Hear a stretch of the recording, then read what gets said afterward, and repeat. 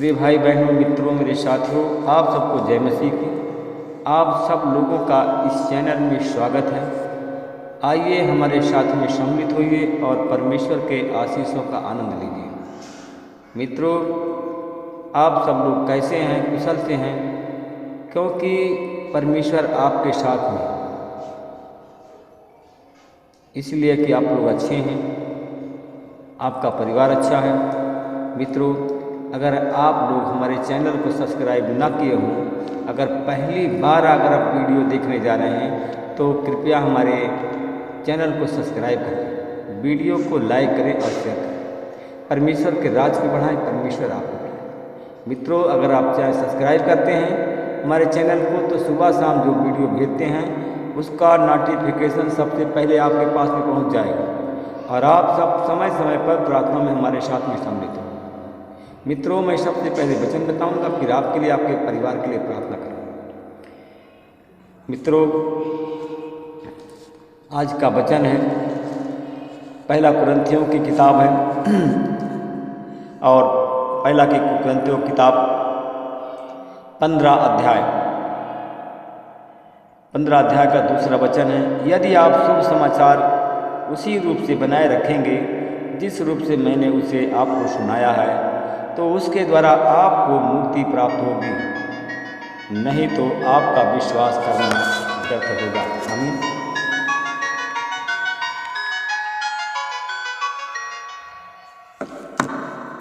मित्रों,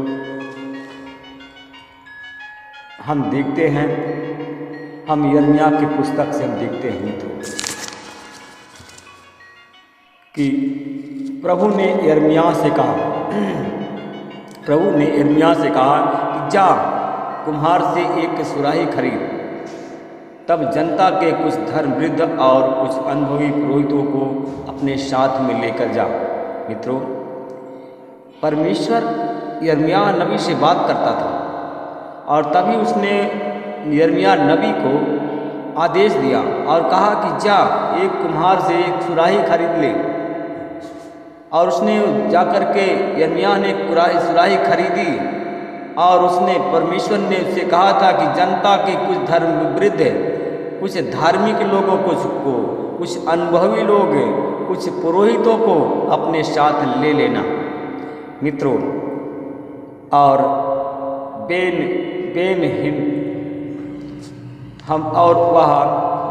हिन्नोम की घाटी को की ओर जा।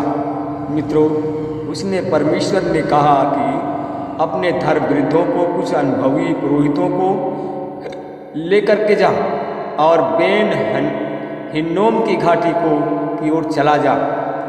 मित्रों, उसने कहा, परमेश्वर ने उनसे कहा कि उसने कहा कि वहाँ की तू ठीकरी, मित्रों, कहा ठीकरी द्वार पर खड़ा होना। वहाँ पर एक स्थान था मित्रों, उसका नाम था ठीकरी, और कहा कि तू ठीकरी द्वार पर खड़ा होना और जहाँ टूटे फूटे बर्तनों का मलबा फेंका जाता है। मित्रों, परमेश्वर ने उससे कहा जहाँ टूटे फूटे बर्तनों का मलबा फेंका जाता है और वही ठीकरी द्वार से तू मेरे संदेश को सुनाना, और जो तुझे मैं दूंगा तू उनसे या कहना, जो मैं तुमको दूंगा और वही उनसे कहना। परमेश्वर ने उनसे जो भी बताया था और वही कहने का आदेश दिया। मित्रों, राजा ने यहूदा प्रदेश के राजाओं और वह यरूशलेम के निवासियों का प्रभु का संदेश कहा कि सुनो।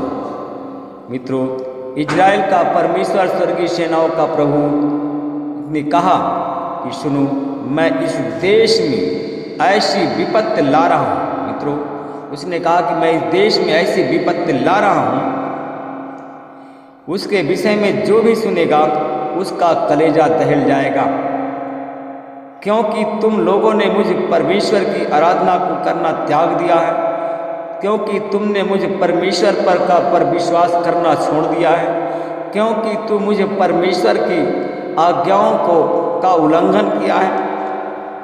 मित्रों, मेरे दोस्तों, कहा कि तुमने अन्य देवी देवताओं को पर विश्वास करना प्रारंभ कर दिया, सुगंधित धूप द्रव्य जलाए और मेरे निवास स्थान को तूने अपवित्र कर दिया। उसने कहा कि मेरे निवास स्थान को तूने अपवित्र कर दिया और इन देवी देवताओं की उपस्थिति का अनुभव ना तुम्हें है, ना तुम्हारे पूर्वजों को था, ना यहूदा प्रदेश के राजाओं को हुआ है और ना होगा। मेरे भाई और बहनों, मित्रों, मेरे साथी, उसने कहा केवल तुमने बाल के लिए ऊंचे टीलों पर एक वेदियां बनाई हैं ताकि हम अपने बच्चों को अग्नि में बाल देवता को अर्पित करो। मेरे भाई और बहनों, मित्रों, कहा उसने क्या कहा? एक जो वेदियां बनाई कि तुम अपने पुत्रों को अग्नि बलि में अर्पित करो और उसको अग्नि बलि चढ़ाओ, ऐसा घृणित कार्य करने का ना मैं तुम्हें आदेश दिया था। मित्रों, उन लोग वहाँ के लोग अपने देवी देवताओं को अपने बेटा और बेटियों की बलि चढ़ाते थे, परमेश्वर को अर्पित करते थे। परमेश्वर ने कहा कि मैं ऐसे काम से प्रसन्न नहीं हूँ, मैं ऐसे काम से मैं क्रोधित हूँ, मैं ऐसा काम करने के लिए तुम्हें अनुमति नहीं दिया था, ये घृणित काम है। अतः मुझे प्रभु का यह कहना है कि सुनो, वे दिन आ रहे हैं जब स्थान ना तो तापेत कहलाएगा और ना बेन हन्नोम की घाटी ही, वरन यह स्थान महाबद्ध की घाटी कहलाएगा।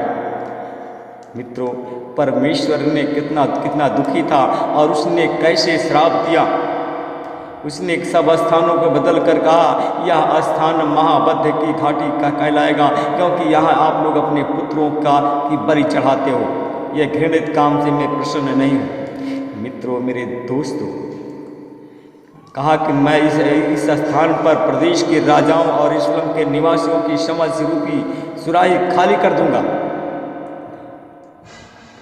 और उनके सैनिक तथा लोगों के शरीर तलवार से काट काट कर उनके शत्रुओं के सम्मुख, उनके प्राण के खोजियों के सामने मैं गिराऊंगा और उनके सामने गिरने लगेंगे।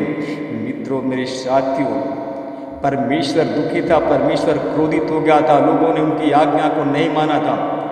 उसने कहा कि लाशें आकाश के पक्षियों और भूमि के पशुओं का आहार बन जाएगी और एक नगर दूसरे नगर को आतंकपूर्ण नगर बन जाएगा, जिससे लोग व्याकुल हो जाएंगे।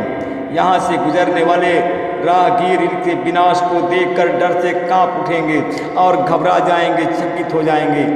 मित्रों, मेरे साथियों, जब उनके और उनके प्राण के खोजी यरूशलेम नगर को घेर लेंगे, तब यहूदा प्रदेश संकट में पड़ जाएगा।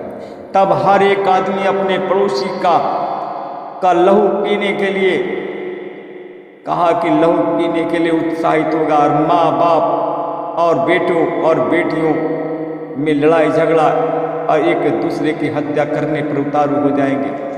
मित्रों, मेरे साथियों, यिर्मयाह ने अपने साथ लोगों के लिए अपने सम्मुख सुराही को कहा कि जा। परमेश्वर ने आदेश दिया मित्रों कि यिर्मयाह तो अपने साथ में लोगों के सम्मुख उस सुराही को तोड़ देना और उससे कहना कि स्वर्गीय सेनाओं का प्रभु कहता है, इसी प्रकार मैं लोगों को और उसके नगर को ऐसा तोड़ूंगा कि जैसे मिट्टी की सुराही को तोड़ा गया है और मैंने जैसे तोड़ा है उसी प्रकार मैं तोड़ दूंगा। मेरे भाई और बहनों, मित्रों, मेरे साथियों, लोग यह नगर, कहा कि यह नगर फिर नहीं बसेगा, यह नगर कब्रिस्तान में गाड़ने के लिए जगह इसमें भी न होगी, इसलिए लोगों के शव तापित गात में गाड़े जाएंगे और इस नगर के निवासियों के साथ में ऐसा व्यवहार करूंगा। प्रभु कहता है कि मैं इस नगर को तापित गाह के समान नहीं बनाऊंगा।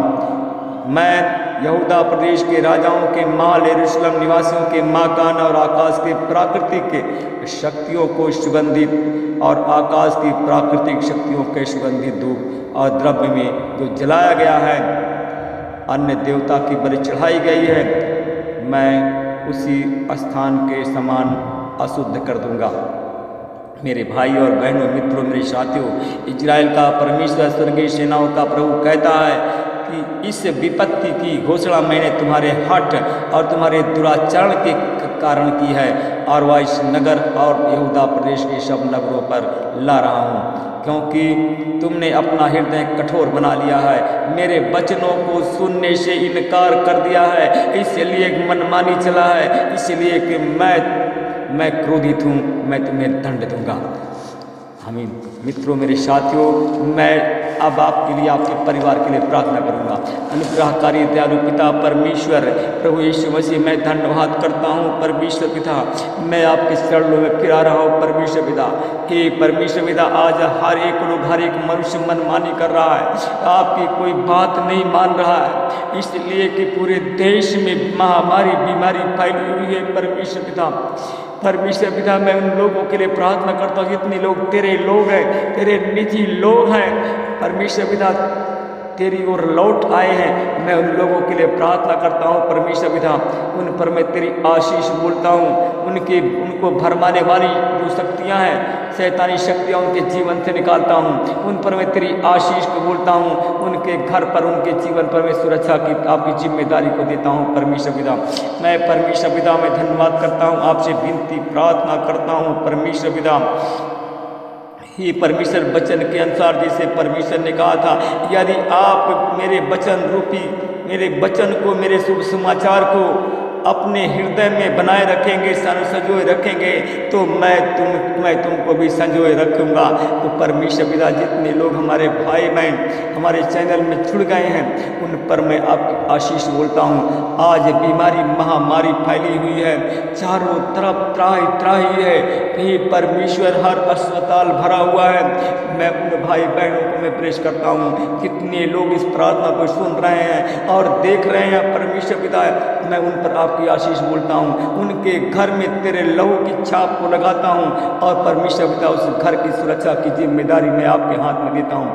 आज परमेश्वर पिता, आज बुखार, टाइफाइड, मलेरिया और परमेश्वर पिता इत्यादि परमेश्वर पिता बीमारी है, डेंगू बुखार का प्रकोप ज़्यादा बढ़ गया, टाइफाइड का, मलेरिया का प्रकोप बहुत ज़्यादा है, लोग बीमार हैं, अस्पताल भरा हुआ है। मैं उन भाई बहनों को, मैं परमेश्वर पिता उन भाई बहनों पर आपकी सुरक्षा को कायम करता हूँ। अपनी सुरक्षा का अपना हाथ रखिए परमेश्वर पिता, उन भाई बहनों की सुरक्षा बनी रहे, उनके जीवन में उनका जीवन बचा रहे परमेश्वर पिता। आपके आशीष, आपका अनुग्रह, आपकी दया बनी रहे, आप हमेशा उनकी रक्षा करते रहें परमेश्वर पिता। मैं उन भाई और बहनों के लिए प्रार्थना करता हूँ परमेश्वर पिता, जितने लोग शैतान के जाल में फंसे हुए हैं, वो भी अस्पताल में भर्ती हैं, उन पर मैं आपकी आशीष बोलता हूँ, उन पर आपके लहू की छत्र छाया में देता हूँ परमेश्वर पिता। अपनी छतरी को तानिए परमेश्वर पिता, वो तेरे छतरी के नीचे परमेश्वर पिता, उनको परमेश्वर पिता, आपकी छतरी के नीचे उनको परमेश्वर पिता सुरक्षा महसूस हो, परमेश्वर पिता सुरक्षा मिले आपकी छतरी के नीचे, मैं उनको करता हूँ, तेरी आशीष बोलता हूँ परमेश्वर पिता। उन भाई बहनों के लिए प्रार्थना करता हूँ जितने लोग शैतान ग्रसित हैं, यीशु के नाम से चंगे हो जाएं। जिनके पास में संतान नहीं, उनको संतान देकर के आशीष कीजिए परमेश्वर पिता। जिनके पास जिनकी बीमारी है, शुगर, थायराइड की बीमारी है, यीशु के नाम से उस बीमारी को निकालता हूँ, ब्लेस करता हूँ। मैं उन भाई और बहनों के लिए प्रार्थना करता हूँ जिनके गले में गांठ है, सांस लेने में परेशानी है, खांसी आती है, सीने में जलन है, इन्फेक्शन है, जिनके पेट में भी इन्फेक्शन है, लीवर में इन्फेक्शन है, बच्चेदानी में बहनों जिनके इन्फेक्शन है, उन सबको ब्लेस करता हूँ, उनको ब्लेस करता हूँ। उन्हें टच करें परमेश्वर, आपकी सामर्थ्य इसी घड़ी टच करे और इसी घड़ी टच करे, और वो जिनके शरीर में शैतान है, ये वचन सुनते सुनते वो चिल्लाना चालू कर दे, रिका बत्ता खन्ना व हरि का बत्तना खंदर बशत्ता खला। वो शैतान इसी समय चिल्ला कर भागे, शैतान चिल्ला कर भाग जाए, शैतान चिल्ला कर छोड़ दे, शैतान चिल्ला कर छुटकारा प्रदान करे। मैं धन्यवाद करता हूँ परमेश्वर पिता, उन भाई और बहनों के लिए प्रार्थना करता हूँ जितने लोग रोगी हैं, रोगियों से उन्हें सारे जितने भाई बहन हमारे चैनल में जुड़े हैं, जितने रोगी हैं, और यीशु के नाम से सब अच्छे हो जाएं। जिनके जो गरीब हैं उन्हें धन देकर के सम्मानित करे परमेश्वर पिता। हर एक भाई बहनों के रोजगार में, रोजी रोटी में, पशुओं में, खेती बाड़ी में सब आशीष बोलता हूँ और ब्लेस करता हूँ, और इस प्रार्थना को मैं उद्धार करता यीशु के नाम मांगता हूँ। आमीन। प्रभु आप लोग को आशीष दे।